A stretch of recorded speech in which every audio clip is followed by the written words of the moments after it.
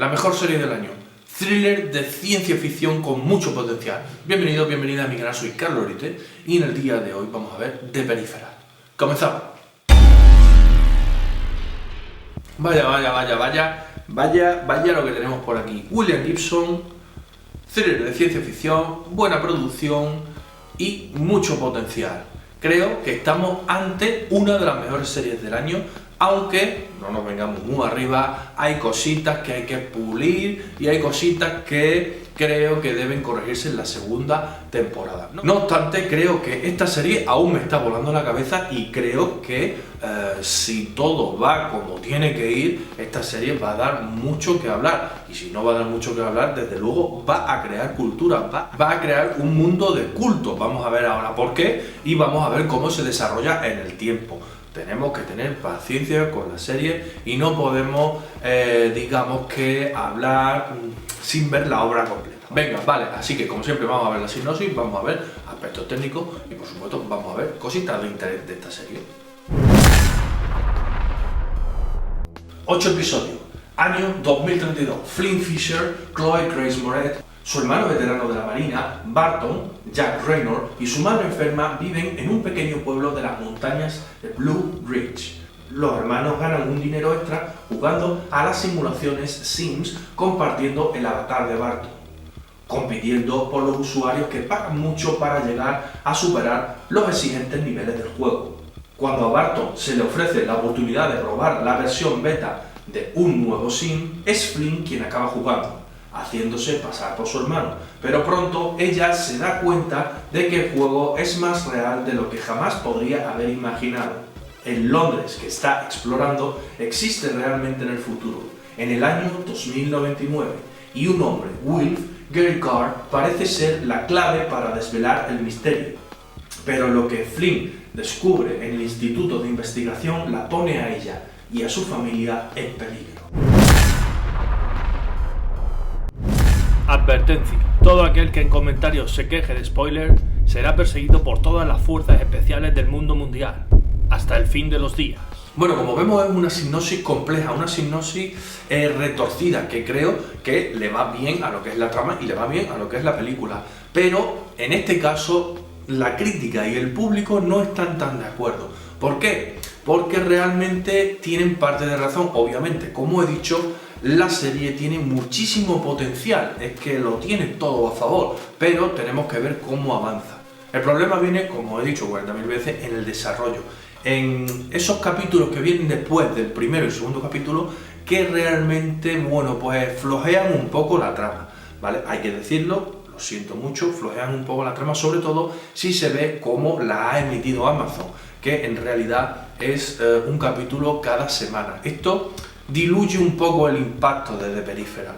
Creo que es una serie que se debería ver del tirón, porque si no tienes el riesgo de que te desenganche o de que los acontecimientos no se precipiten todo lo rápido que se tienen que precipitar y por supuesto, bueno, pues al final te deja un poquito con la miel en los labios. Tú tienes ganas de ver lo que pasa, de continuar la serie, porque hay muchas interrogantes. Por eso digo que hay que esperar un poquito a lo que es la segunda temporada y a que corrijan estos tipos de fallos. ¿Por qué? Porque la serie tiene mucho potencial y la serie no es una gran superproducción, no es cara, no es difícil de ejecutar, porque realmente, bueno, como vamos a ver, tiene 2 líneas temporales y creo que una línea temporal es muy fácil de estructurar y es muy fácil de llevar a cabo. Siempre, cuando digo fácil, me quiero referir en cuanto al dinero y en cuanto a la técnica. No estamos hablando de un despliegue bestial de efectos especiales, ni estamos hablando de una película de ciencia ficción espacial, ni estamos hablando de una película de época.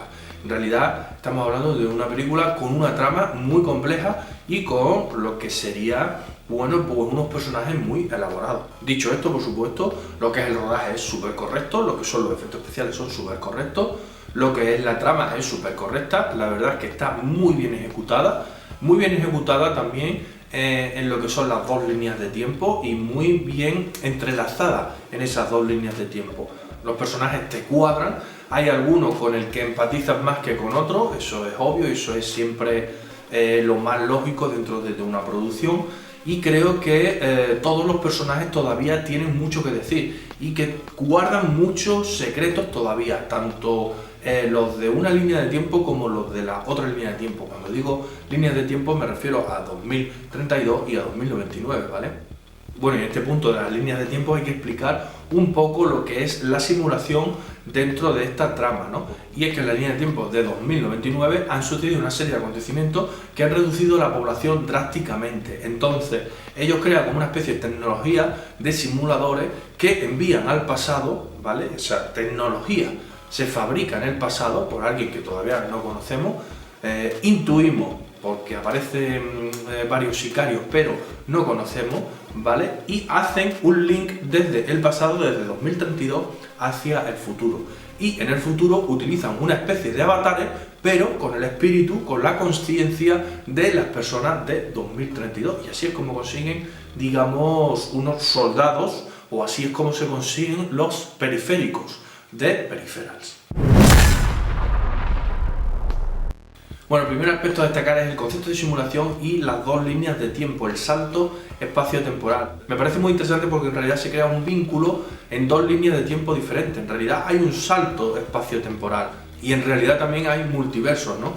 Como he dicho antes, la manera de conseguir gente en ese futuro posapocalíptico, en ese futuro en el que digamos que Londres está devastada, es llevar esa tecnología al pasado y conseguir conciencias para que, digamos, de alguna manera puedan esos de Peripheral, esos periféricos o esos robots, esa gente, funcionar para, bueno, pues para diferentes funciones, valga la redundancia, en este caso para servir, por supuesto, a los más ricos o a las élites que viven todavía en Londres. Creo que esto plantea cosas muy interesantes, creo que esto plantea unos viajes espaciotemporales diferentes a lo que se nos han contado y realmente, pues, obviamente esto te vuela la cabeza, porque realmente luego vamos encontrando con que la conciencia del pasado puede realmente vivir en el futuro y bueno, pues se plantea una serie de filosofía, una serie de moralidades entre personajes que hacen al final, bueno, pues llevar, digamos, la trama o llevar esta serie hacia el futuro, hacia lo que es la temporada número 2, porque bueno, termina de una manera un tanto especial, ¿no? Un tanto especial y un plan un tanto retorcido, con lo cual nos plantea un salto espacio-temporal y un salto de conciencia entre lo que es una máquina y un ser humano. O sea, estamos hablando de un mundo cyberpunk muy interesante, pero muy limpio. Porque el futuro es súper clean, súper limpio, es un mundo opresivo después de un post-apocalipsis, pero no sucio, es decir, muy estructurado en torno a unas clases sociales, etcétera, etcétera, y bueno, pues con los secretos que tendremos que descubrir, ¿vale?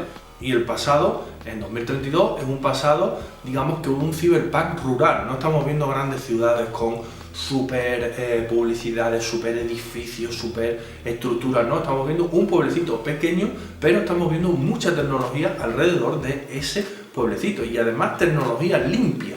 No estamos viendo, bueno, pues grandes contaminaciones, no estamos viendo, bueno, grandes opresiones, no, estamos viendo una sociedad más o menos avanzada con respecto a nuestra era y estamos viendo una sociedad que se dirige hacia un entorno limpio, mucha energía eléctrica, mucho, bueno, pues, cosas interesantes o conceptos interesantes que te hace llevar a pensar esto. Bueno, hacemos un alto en estas simulaciones, para deciros, como digo siempre, like, suscribiros, campanita, redes sociales, muchas cosas en las redes sociales y ponerme aquí qué os ha parecido esta serie. ¿Habéis visto esta serie? ¿No habéis visto esta serie? ¿Os gustan las adaptaciones de William Gibson? ¿No os gustan las adaptaciones de William Gibson?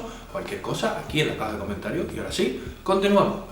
El segundo punto son dos puntos, en realidad son las armas y los links del ejército. Son dos puntos muy concretos que me llamaron la atención.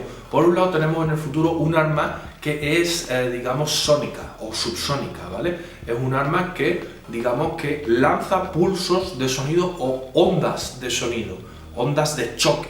Esto ya lo investigaron los japoneses en la Segunda Guerra Mundial, las armas sónicas, ¿vale? ¿Por qué? Porque en realidad estas armas sónicas o estos pulsos de energía o estos pulsos sónicos pueden destrozarte por completo. ¿Por qué? Porque son ondas que van dirigidas expresamente a tus órganos internos. Vemos en la película que es una especie de puño americano que lo acerca y suelta ese pulso. Bueno, pues ese pulso, digamos que aquí puede machacarte antes los órganos que lo que serían las costillas o lo que sería provocarte un hinchazón o lo que sea, ¿no? Y el otro punto son los links que tienen los soldados. Me parecen también un avance muy bestia dentro del mundo del ejército. ¿Por qué? Porque son una especie de link que hacen que el escuadrón entero se sincronice y lo que esté viendo uno pueda verlo el otro. Es decir, estás viendo no solo lo que está viendo tu compañero, sino que puedes sincronizar, digamos, con otra persona o con otro compañero un disparo. Si él tiene la visión sobre un objetivo, te puede indicar dónde disparar. Creo que, bueno, pues es un avance muy bestia dentro de lo que sería el ejército. Obviamente no sé hasta qué punto eso está desarrollado hoy en día, pero le da un toque especial al Cyberpunk rural, como os digo, un toque especial a las guerras que se libran en 2032. El tercer punto es el futuro posapocalíptico, es la línea temporal de 2099, una línea que es súper clean, como he dicho, súper, vamos a llamarlo evolutiva, ¿no? Y creo que muestra un Londres muy diferente a lo que es ahora, pero muy diferente y muy magnificado. ¿Por qué? Porque dentro de esa reconstrucción de ese Londres nos encontramos con espacios enormes, con grandes estatuas que son como rascacielos, que son como el triple o el cuádruple de los rascacielos que había en Londres, y una panorámica que sobrevuela todo eso, que nos hace pensar que son inmensidades sin ni un alma. ¿Por qué? Porque realmente nosotros vemos las calles vacías, nosotros vemos mucha tecnología interactiva, mucha gente, pero llega un momento que Flynn dice, ¿esto qué es? ¿Por qué no hay tanta gente? ¿O por qué no podemos interactuar con esa gente? Y Wilf le dice, no, esa gente no existe, son simulaciones para que los supervivientes nos sentamos cómodos. Esto te vuela la cabeza. ¿Por qué? Porque realmente luego enseña cómo es Londres y hay grandes extensiones sin edificar, grandes extensiones en ruinas, grandes extensiones, bueno, todavía digamos en reconstrucción, y bueno, pues te enseña un Londres bastante diferente a lo que realmente te enseña esa simulación. Y por supuesto todo esto sucede a raíz de una serie de acontecimientos que lo llaman jackpot o lo llaman lotería, que digamos hacen que la mayoría de la población se extinga, así literalmente, virus, guerra, post-apocalipsis, enfermedades, en fin, una serie de cosas que diezman completamente a la población mundial. Y en este caso, bueno, pues te lo explican en esa línea temporal que me parece bastante interesante, me parece un background bastante interesante, con lo cual, por eso digo que esta serie tiene mucho potencial y que aún no se nos ha enseñado nada de lo que es el background. Y el cuarto y último punto es el Cyberpunk rural. ¿Por qué digo esto? ¿Por qué lo he definido así? Porque como he dicho, como os he ido diciendo durante todo el vídeo, en la línea temporal de 2032 vemos cómo, bueno, pues cómo los soldados tienen su link, cómo, digamos, las tecnologías verdes o las tecnologías eléctricas están en auge, o están no en auge sino instauradas ya. Vemos cómo hay otro tipo de tecnologías dentro de lo que sería esa pequeña comunidad rural. Entonces esto nos lleva a pensar que las comunidades rurales también viven en un entorno, bueno, pues en un entorno lleno de tecnología. Entonces estamos hablando de un entorno cyberpunk, pero en zonas rurales, pues ya está, cyberpunk rural. Yo, como soy de pueblo, siempre me he preguntado pues cómo sería el cyberpunk o los futuros distópicos en las zonas más rurales.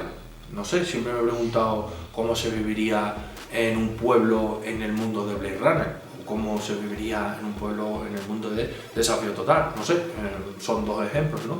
Pues bien, este puede ser un buen ejemplo, y además este ejemplo está encaminado hacia una tecnología o hacia un camino que estamos siguiendo a día de hoy, que son las energías verdes o las energías renovables, la tecnología basada en lo que es, digamos, la regeneración del planeta, o digamos, no sé, o la regeneración o la generación de energía a través de las energías limpias.